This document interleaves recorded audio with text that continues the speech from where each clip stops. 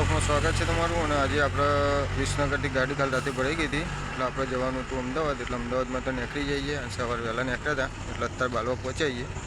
હવે બાલવા મહીસાગર હોટલમાં ચા પી અને પછી આગળ નીકળીશું।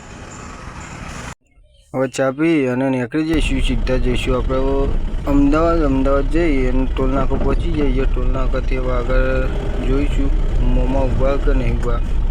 95% તો નહીં જ ઊભા મોંમાં, અને મોંમાં ઊભા છે તો ચા પાણી લઈ જશે, જોઈએ છે હવે નહીં। આગળ બાપુની રાહ જોઈ રહ્યા હતા, દરબાર આવતા હતા એટલે ઊભા રહીએ થઈ અને આગળ જઈશું। દાસ્તાન સર્કલ પહોંચી જઈએ અને જોઈએ છે કે મોંમાં ઊભા પણ આપણને ઊભા નહીં રાખે, એટલે હવે નીકળી ગયા ફટાફટ સીધા ઇન્દોર હાઈવે ચડી જઈશું। કઠવાડા ગુમમાં થઈ ઇન્દોર હાઈવે ચડી ગયા, હવે જઈશું સીધા બાકરોલ પહોંચી જઈએ। બાકરોલ હવે ગાડી ખાલી કરવા લગાવી દઈએ, બાપુની રાહ જોઈએ તો સુધી, આપણી ગાડી ખાલી થાય તો સુધી।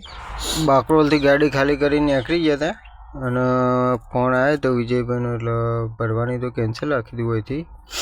અને હવે જઈશું સીધા જાખમાં પહોંચવા થઈએ। હવે એક જગ્યાએથી ભરી લઈએ જઈને, અને ભરી અને સીધા મેહુલબેન તો જતા રહીએ, તે અડધો કલાક આરામ કરી લઈએ।